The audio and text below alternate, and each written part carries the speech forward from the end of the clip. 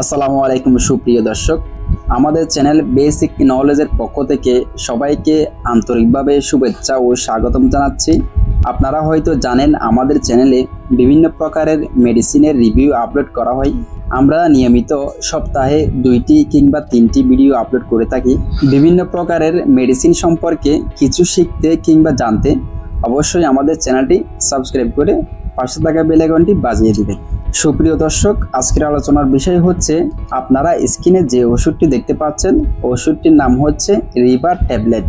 সুপ্রিয় দর্শক, river tablet এই ওষুধটির জেনেরিক নাম হচ্ছে সিনারেজিন প্লাস ডাইমেনহাইড্রিনেট। অর্থাৎ এই ওষুধটির উপাদানের মধ্যে রয়েছে সিনারেজিন প্লাস ডাইমেনহাইড্রিনেট।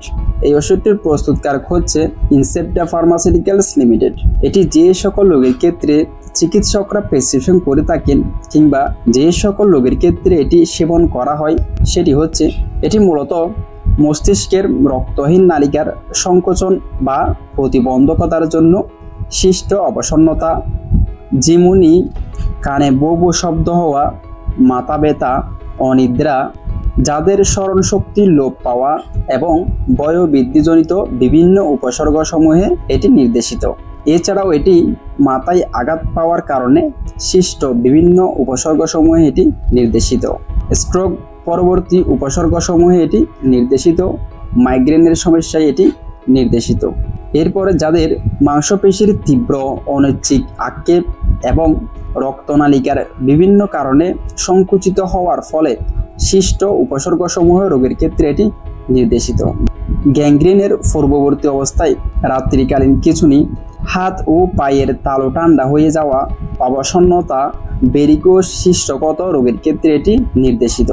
এরপরে ভারসাম্যহীনতা সৃষ্ট উপসর্গের মধ্যে রয়েছে কানের অস্বস্তি বোধ, মাথা গড়া, কানে কম শোনা, ডিজিনেস, কানে অস্বস্তিকর শব্দ শোনা, অনিচ্ছাকৃত চোখ গোড়া, বমি বমি ভাব বা বমি হওয়া, ভ্রমণজনিত অসুস্থতায় এটি নির্দেশিত।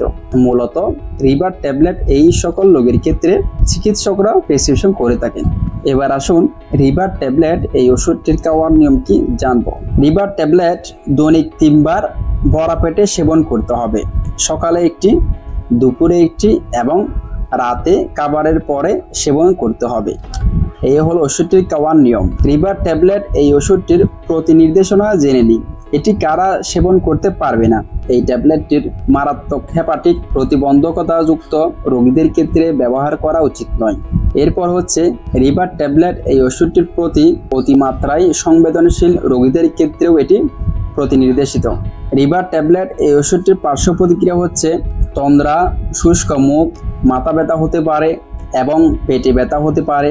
এছাড়াও দৃষ্টিশক্তির ব্যাঘাত, অ্যালার্জির প্রতিক্রিয়া দেখা যেতে পারে, প্রস্রাবের অসুবিধা কদাচিৎ দেখা দিতে পারে। এবার আসুন গর্ভাবস্থায় এবং স্তন্যদানকালে এটি ব্যবহার করতে পারবে কিনা জেনে নিই। গর্ভাবস্থায় এবং স্তন্যদানের সময় রিভার ট্যাবলেট এই ওষুধটি ব্যবহার করা উচিত নয়। যদিও জরুরি প্রয়োজনে অতি প্রয়োজনীয় ব্যবহার করতে হয়, সেক্ষেত্রে অবশ্যই একজন বিশেষজ্ঞ চিকিৎসকের পরামর্শ নিয়ে সব কিছু চেক করে তারপরে এই ওষুধটি ব্যবহার করা উচিত কিংবা সেবন করা উচিত। সতর্কতা, রিভার ট্যাবলেট এই ওষুধটি রক্তচাপকে উল্লেখযোগ্যভাবে হ্রাস করে না। তবে হাইপোটেনসিভ রোগীদের ক্ষেত্রে এটি সাবধানতার সাথে ব্যবহার করা উচিত। আর গ্যাস্ট্রিক জ্বালা হ্রাস করতে এই ওষুধটি খাবারের পরে সেবন করা উচিত।